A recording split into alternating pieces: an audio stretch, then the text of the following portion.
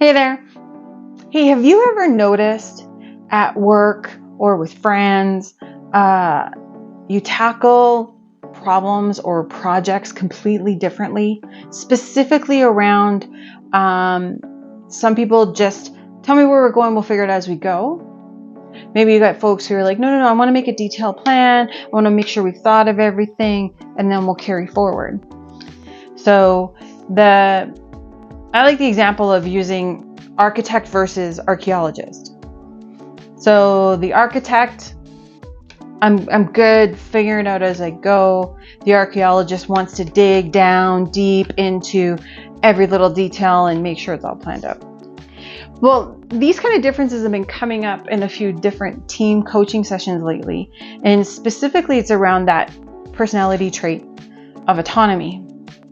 Now, it's important to recognize that everyone is different in how they approach, how they tackle a problem, how they apply themselves, what motivates them.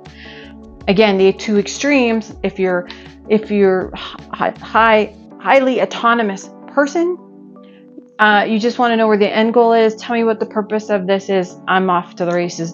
Do not tell me how. Do not give me a procedure manual. I just want to go and get her done.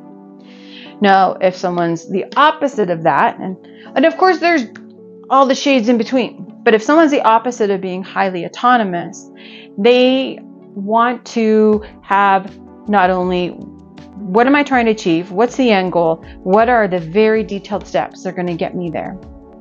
Oh, no problem. It came up in a session earlier this week, again with a team coaching session, and the team members were talking about how they know they're different in how they tackle that problem. And it was very specific around autonomy. And I was told them the story, it comes from military, and it's called the commander's intent.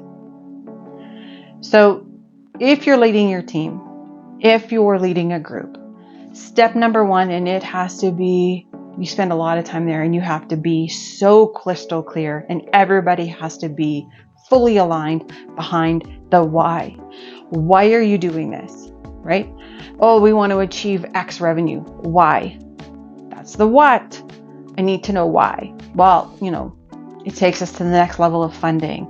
It will help us pay down debt. It will, realign our balance sheet, whatever it is, but you need to know the why.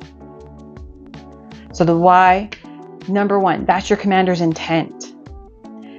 Now, if you're crystal clear on the why, now you can talk about the what. So maybe it's, we need a revenue. Well, the what could be advertising. The what could be more clients. The what could be cutting costs, right? Maybe. So that when you sit down as a group, you can talk about the what. Because now you're all aligned behind the why. And the how people get there too. Really, some teams, you can just let them figure it out. Those folks that are high in autonomy, hey, I want to come up with my own ideas, my own thing. Let's do it. Maybe the ones on the low autonomy, it's more of a group thing, and we're going to come up with a really detailed strategy, and we'll go execute that strategy so that we achieve the why. But if everyone's crystal clear on the why, those folks who want to go off and do it on their own or figure it out as they go, if that why is rock solid and fully communicated, they're going to get there. They will head in the right direction. They might course correct, but no problem. You are crystal clear on that why, and that is always the point that you reinforce. So again, commander's intent. Here's the example I've heard. World War II, it's D-Day. Now, a lot of planning went into D-Day, and they're supposed to come in by plane. They were supposed to land paratroopers in France. Before the beach invasion started, those paratroopers were to secure very specific villages and bridges so that when the infantry and the soldiers hit the beach, they had a place to go and they could break through the German front lines. Okay.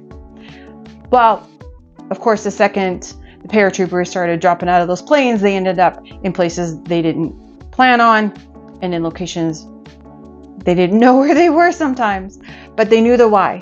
They knew the most important thing they had to do was secure bridges, secure the villages. They ended up securing villages that were not part of the plan, but it doesn't matter. They knew why. It was to create breaks through that German line so that when they hit the beaches, all of those men and equipment had a place to go. They understood the why and could pivot on what they were doing. So, I maybe bungled the whole details of the D-Day invasion, but now you understand that as an example. So if you can be crystal clear on why your team is doing what they're doing, why your company is doing what they're doing, now you can adjust the what and the how to meet the different people that you work with. I hope this helps you. And in case no one's told you recently, you are worthy of your dreams.